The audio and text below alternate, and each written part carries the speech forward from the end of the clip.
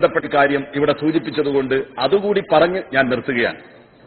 താടി വളർത്തുന്നത് അത് ഒരു മതാവകാശം എന്ന രൂപത്തിലാണ് അദ്ദേഹം ഇവിടെ അവതരിപ്പിക്കാൻ ശ്രമിച്ചത്. സാർ, മതവുമായി അതിന് ഒരു ബന്ധവുമില്ല എന്നുള്ളത്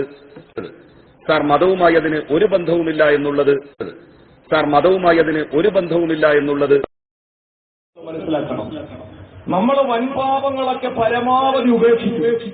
കള്ളുകൂടി ഒഴിവാക്കും, വ്യഭിചാരം ഒഴിവാക്കും, പലിശ ഒഴിവാക്കും. ഈ തിന്മകൾ മുഴുവനും നമ്മൾ മാറ്റിവെച്ച് നമസ്കാരം, നോമ്പ്, മറ്റുള്ള ഇബാദത്തുകളുമായി നമ്മൾ സജീവമായി മുന്നേറുമ്പോഴും എന്റെ പ്രിയപ്പെട്ടവരെ നിസ്സാരമായി കാണുന്ന ചില കാര്യങ്ങളുടെ ഗൗരവം നമ്മൾ തിരിച്ചറിയാതെ പോകാൻ. നമ്മളൊക്കെ ദാടി വെക്കും. നിന്റെ പേരിലാണ് ഖേദകരമെന്ന് പറയട്ടെ, അള്ളാഹുവിന്റെ പരിശുദ്ധമായ ശരീഅത്തിനെ ഇന്ന് വലിച്ചിഴക്കാൻ പാടില്ലാത്ത സ്ഥലങ്ങളിൽ യാതൊരു കാരണവശാലും ശരീഅത്തിനെ അല്ലെങ്കിൽ അതിന്റെ നിയമങ്ങൾ ചർച്ച ചെയ്യപ്പെടാൻ സാഹചര്യമില്ലാത്ത സ്ഥലങ്ങളിൽ പോലും ആവശ്യമില്ലാതെ ശരീഅത്തിനെ വലിച്ചിറക്കിയിട്ട് ചർച്ച ചെയ്ത് ആ ശരീഅത്തിന്റെ കടക്കൽ കപ്പിവെക്കുന്ന ഏറ്റവും വൃത്തികെട്ട മോശമായ അവസ്ഥയിലേക്ക് നമ്മുടെ സമൂഹം ഇന്നെത്തപ്പെട്ടുകൊണ്ടിരിക്കുകയാണ്. നിങ്ങൾക്കാർക്കും വേദന തോന്നരുത്. ഞാൻ തുറന്നൊരു കാര്യം പറയാൻ, എന്റെ പ്രിയപ്പെട്ട സഹോദരങ്ങളെ, നിങ്ങൾക്ക് ഇഷ്ടപ്പെടാതെ വന്നാൽ അടുത്ത വർഷം മുതൽ എന്നെ വഴുതൽ വിളിക്കണ്ട. പക്ഷെ എനിക്കത് പറയാതിരിക്കാൻ പറ്റൂല. ബഹുമാനനായ മന്ത്രി കെ ടി ജലീൽ അദ്ദേഹം ഇന്നത്തെ നിയമസഭാ പ്രസംഗത്തിൽ അദ്ദേഹം പറഞ്ഞത് ദാടി മതവുമായിട്ടൊരു ബന്ധമില്ല എന്ന്. കഷ്ടം, വേദന തോന്നുന്നു പ്രിയപ്പെട്ടവരെ. രാഷ്ട്രീയം നോക്കിയാൽ പോലെ, ഡോക്ടർമാരവരുടെ ആശുപത്രിയുടെ ചികിത്സകൾ നോക്കിയാൽ പോലെ. ഇവിടെ പിന്നെ പണ്ഡിതന്മാരെന്തിനാണ്? ഇവിടെ എന്തിനാണ് എന്റെ സഹോദരങ്ങളെ പണ്ഡിത മഹത്തുക്കള്? അള്ളാഹുവിന്റെ ദീൻ പറയാൻ ഇവിടെ ആലിമീങ്ങളുണ്ട്, ഇവിടെ ഉസ്താദുമാരുണ്ട്, പണ്ഡിതന്മാരുണ്ട്. ആ പണ്ഡിതന്മാര് മതം പറയേണ്ട സ്ഥാനത്ത് കയറി രാഷ്ട്രീയക്കാരും മതം പറയാൻ തുടങ്ങിയിരിക്കുന്നു. പടച്ചതമ്പുരാൻ കാത്തുരക്ഷിക്കട്ടെ.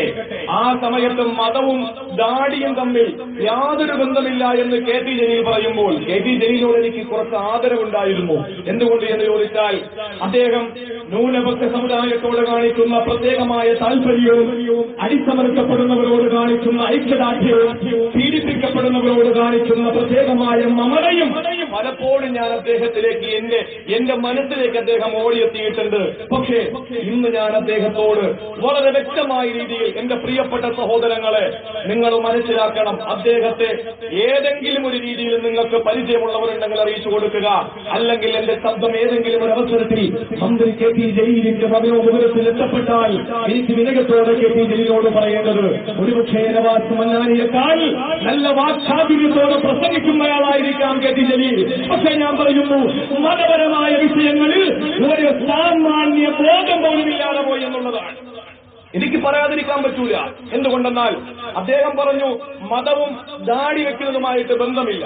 ദാടി വെക്കാമില്ലെങ്കിൽ വെക്കണ്ട എന്ന് പറഞ്ഞെങ്കിലും നമുക്ക് സഹിക്കാം. പക്ഷെ പറഞ്ഞത് മതവും ദാടി വെക്കുന്നതുമായിട്ട് ബന്ധമില്ല.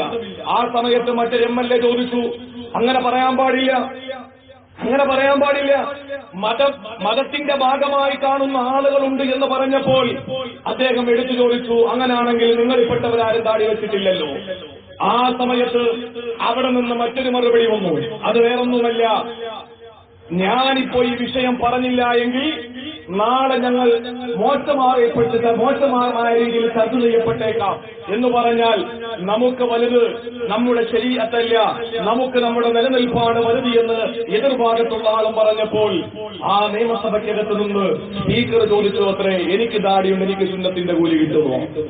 സ്പീക്കർ മുസ്ലിമല്ല. നിങ്ങൾ ചിന്തിക്കണം, അഷ്റഫുൽ ഖൽഖിനെ കരിവാരത്തേക്കാൻ എവിടം വരെ എത്തി പ്രിയപ്പെട്ടവരെ. അള്ളാഹു ചിന്തിക്കാനുള്ള തൗഫീഖ് നൽകി അനുഗ്രഹിക്കുമാറാവട്ടെ. അള്ളാഹു നല്ല മനസ്സ് കൊടുക്കട്ടെ. മതം പറയാൻ ഇവിടെ പണ്ഡിതന്മാരുണ്ട്, രാഷ്ട്രീയം പറയാൻ ഇവിടെ രാഷ്ട്രീയ നേതാക്കളുണ്ട്, ഇവിടെ മനുഷ്യന്റെ ശാരീരികമായ അസ്വസ്ഥതകളുടെ പരിഹാരം കാണാൻ ഡോക്ടർമാരുണ്ട്. ഇന്ന് ഇസ്ലാമിനെ പറ്റി കിട്ടുന്ന അവസരമല്ലേ കയറി അങ്ങോട്ട് വിളമ്പുക, ആളാകാൻ വേണ്ടി കിട്ടി എന്നും പറയാമെന്ന് നമ്മൾ ധരിക്കാൻ പാടില്ല.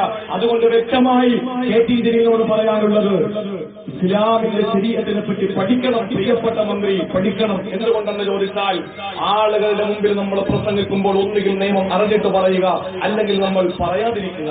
അള്ളാഹു മനസ്സിലാക്കി.